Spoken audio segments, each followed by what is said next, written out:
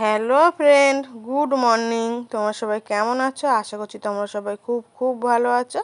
তোমাদের আশীর্বাদ ভালোবাসায় আমরা মোটামুটি ভালো আছি। তো দেখো, নতুন সকালের একটা নতুন শুভেচ্ছা।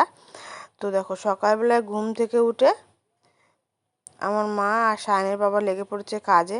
কালকে বিকেলবেলায় আমাদের ধান ঝাড়াই করা হয়েছে। গরমের ধান চাষ করা হয়েছিল, সেই ধানটা মেশিনে কাটা হয়েছে আর কি। হাতে কাটা হয়নি, যে গাড়িতে করে কেটে একেবারে ধান বের করে দিয়ে যায়, সেই মেশিনে কাটা হয়েছে। আর সকালবেলা দেখো, এই ধানটা কিন্তু একটু কাঁচা থাকে, তো রোদে দিতে হয়। তো রোদে দেওয়ার জন্য কালকে বিকালে ধান কেটে মাঠেই রাখা হয়েছিল। সেইখান থেকে তারপরে বিকালবেলায় আবার বয়েও আনা হয়েছে। এনে এই রাত্রে নেটে রাখা হয়েছিল। তো অনেকটা যেহেতু ধান, সব তো নেটে রাখলে ভালোভাবে শুকনো হবে না। তো ওই জন্য সকালবেলা ঘুম থেকে উঠে মা আর সায়নের বাবা লেগে পড়েছে ধানটা রোদে দেওয়ার জন্য, শুকনো করার জন্য। ওর গায়ে যে জল ভাবটা আছে সেইটা পুরোপুরিভাবে শুকনো করতে হবে। তারপর ব্যাপারী ধান নেবে, আর তা না হলে ধান নেবে না। আর এবছর জানো তো বন্ধুরা, চাষিরা চাষ করেছে অনেকেই, কিন্তু একদম ধানের দামটাই নেই একদমই। ধানের বাজারটা যে এতটাই খারাপ, তো বলার মতো না। তো ওই জন্য ব্যাপারীটা মোটেই ধান নিতে চাইছিল না। আর একদম ভালো করে 5টা 6টা করে রোদ খাওয়ানোর পরে তারপরে গিয়ে ধান মানে নিয়েছে, এরকম একটা ব্যাপার। তো ওই জন্য এপাশে নেট আর এপাশে তাঁবুতে করে সব ধান মেলে দিচ্ছে মা আর ওর বাবা, যেহেতু আর কি তাড়াতাড়ি ভালোভাবে শুকনো হয়ে যায়। আর এখন রোদটা মোটামুটি বেশ ভালোই পড়ছে, আর প্রচণ্ড পরিমাণে গরম আছে, শুকিয়ে যাবে তাড়াতাড়ি। আর নেটের মধ্যে ধান মেলে জানো তো তাড়াতাড়ি শুকিয়ে যায়। তো দেখো, সকালবেলা মা ধান মেলছে, আর ওইদিকে চলে গেল ওর বাবা একটা তক্তা নিয়ে আসতে। তক্তা দিয়ে তৈরি করবে ধান মেলানোর জন্য, যে কাঠের তক্তা বানায় সেই তক্তা আমাদের বাড়িতে ছিল না।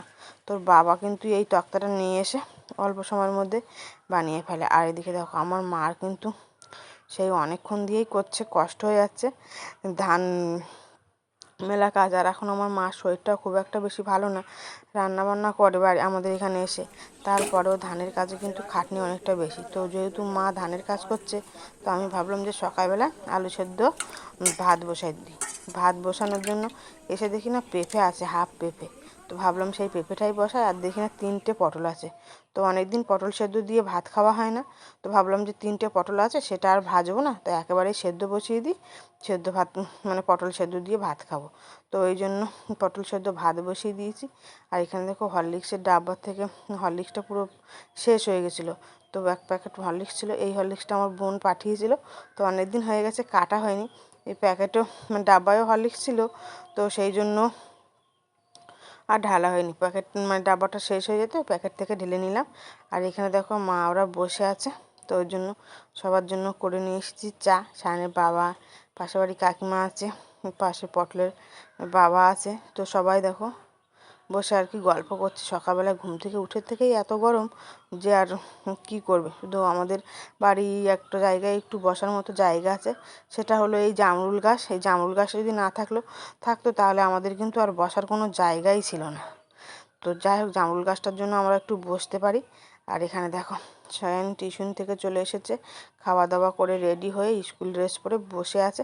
ওর হচ্ছে আজকাল থেকে স্কুলের পরীক্ষা, গরমের ছুটির আগে যে পরীক্ষাটা হয় সেই পরীক্ষা।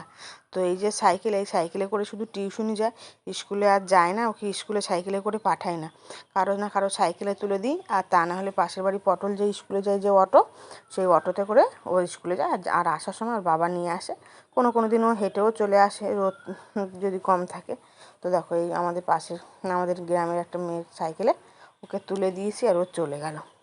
কেন বলো তো, রাস্তা দিয়ে গাড়ি চলে তো, আর মানে হয়, ও ছোটো সাইকেল ভালো চলে না সাইকেলটা ঠিকভাবে। ওই জন্য ওই সাইকেলে ভরসা করে স্কুলে আর পাঠাতে পারি না, একটু শুধু টিউশনি যায় সকালবেলায় করে, আর সাইকেলটা নিয়ে কোথাও বেরোয় না।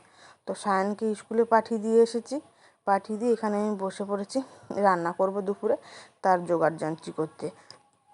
আজকে আর মাকে রান্না করতে দেবো না, কেননা মা বাইরে ধান মেলবে, আবার ঘরে এসে রান্না করবে, কষ্ট হয়ে যাবে বলে। তো আমি ভাবলাম সেই তো আমি ঘরেই মানে বসে থাকি।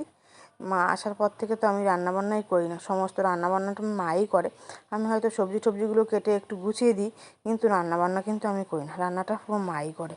তো দেখো, সব রকম কেটে নিয়ে চলে এসেছি এখানে। আলু, পেঁয়াজ, রসুন, কাঁচা লঙ্কা। তো রসুনটা গোটা রেখেছি, ওটা দেবো।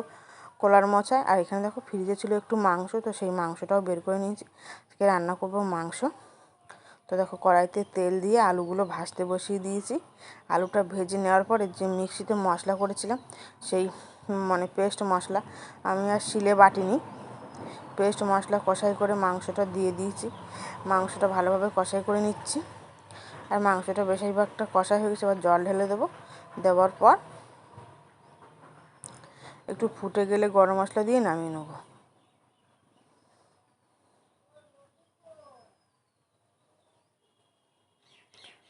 মাংসের তরকারিটা আমার হয়ে গেছে। হয়ে যাওয়ার পর কড়াইটা ধুয়ে দিয়ে কড়াইতে গোটা জিরে দেওয়ার পর কাঁচা লঙ্কা, পেঁয়াজ যে কুচি কুচি করে কেটে রেখেছিলাম, তারপরে যে গোটা রসুনটা ছিল সেই রসুনটাও ভালো করে থেতো করে দিয়েছি।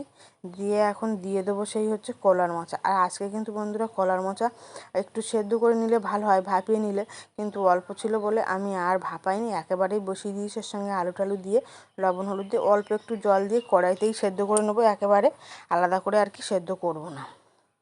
তো দেখো সব রকম দিয়ে, আর কলার মোচাটা কিন্তু নিরামিষই হবে, পেঁয়াজ রসুন দিয়ে, যেহেতু মাছ নেই। বন্ধুরা এই যে রান্না হয়েছে সেই কলার মোচা নিরামিষই ভাজা। রান্না করবো কলার মোচাটা।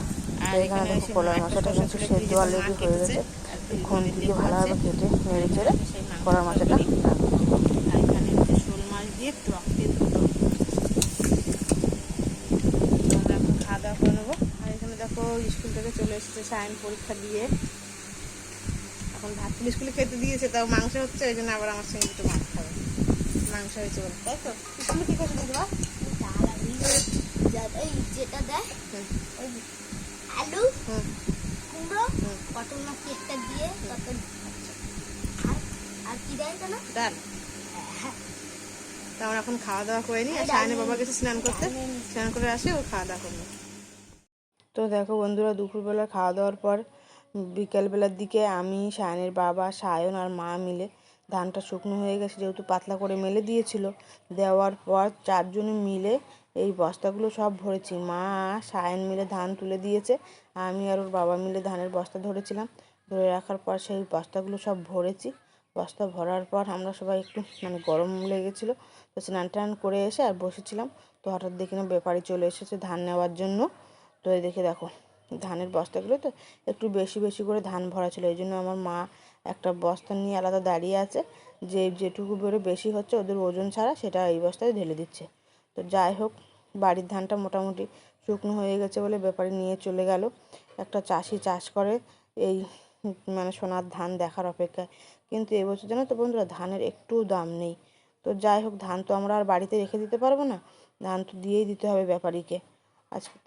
আজকের ভিডিওটা এখানে শেষ করছি বন্ধুরা। তোমরা সবাই ভালো থাকবে, সুস্থ থাকবে। Tata, good night. আবার দেখা হবে নতুন একটা ভিডিওর সাথে। তোমরা সবাই খুব খুব ভালো থেকো, সুস্থ থেকো।